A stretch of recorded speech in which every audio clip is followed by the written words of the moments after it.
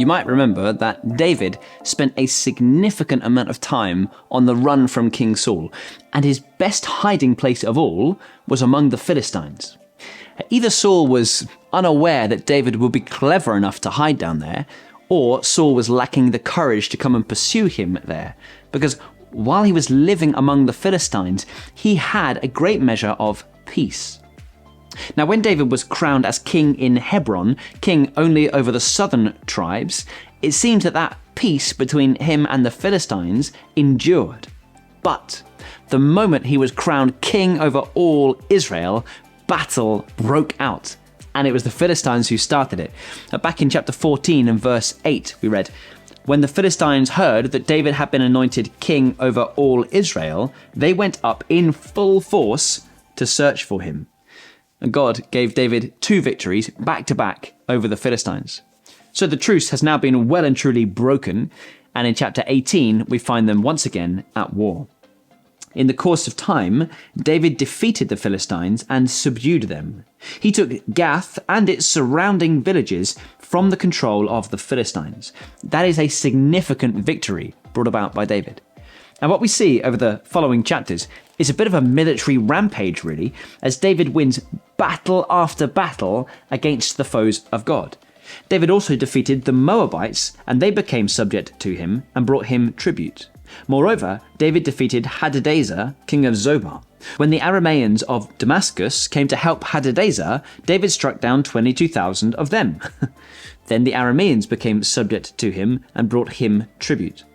And in case we've got the wrong end of the stick and thought, wow, how great is David? Well, we are reminded, in line with what we saw in the previous chapter, that we ought to be thinking, how great is God in giving all these victories to David as a gift? As we read at the end of verse 6, the Lord gave David victory wherever he went. Yes, David is marching out to battle. David is the one swinging the sword. David is the one calling the shots, but God is the one giving the victory. Now that relationship between God's will and our work, that is one that will confuse and fascinate us until we get to glory, and we understand at least more of these things for ourselves. But the Bible is unashamedly clear that we have work to do. It's our responsibility to reach the lost and to slay our sin and to preach the truth, that we have work to do. But our responsibility somehow does not violate God's sovereignty, and apart from him, we can do nothing. David was victorious here, but the Lord gave David the victory wherever he went. What is the result of all this winning? Well, the answer is unbelievable wealth. We've already met some nations that now pay tribute to David, but after that massive battle against Hadadezer, king of Zobah, we read that David took the gold shields carried by the officers and brought them to Jerusalem. He took great quantities of bronze, which Solomon used to make the bronze sea, the pillars, and the various bronze articles in the temple. See that David is amassing wealth. Not only that, but when Tu, king of Hamath, heard that David had defeated the entire army of Hadadezer, he sent his son to greet him and congratulate him on his victory in battle, and he brought with him all kinds of articles of gold and of silver and of bronze. What is David going to do with all this gold? Is he going to buy himself a super yacht with a helipad? Is he going to buy himself a fast car or a big house? His income has just dramatically increased. How will he now spend the difference? The answer is, he won't. And this is glorious to see. David dedicated these articles to the Lord, as he had done with the silver and gold that he had taken from all these nations, Edom and Moab, the Ammonites and the Philistines and Amalek. David wants to use these resources, not for the sake of his personal treasury, but for the temple of God. He doesn't plan on inflating his wealth, but helping the worship of God. And so everything we've seen in this chapter, it is all connected with what came just before it. David has been told, your son will be the one to build the temple.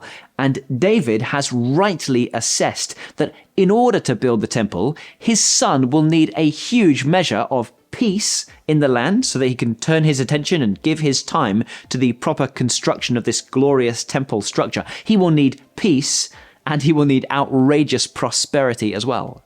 And so the best thing that David can do with the rest of his days is to win wars and gather wealth, not simply to increase his gold and not to increase his glory, but to pave the way for the future prosperity of the people of God as they worship the living God together. This chapter clearly teaches that every good gift ultimately comes from God, and the correct use of each good gift is to glorify Him. If we see what we have as coming from Him, and we see what we have as ultimately belonging to Him, then we will see ourselves accurately as servants of God, stewards of these temporary gifts, with our one great aim, which is to ultimately help others and to honor God. David does that beautifully in this chapter, and may we seek to do the same.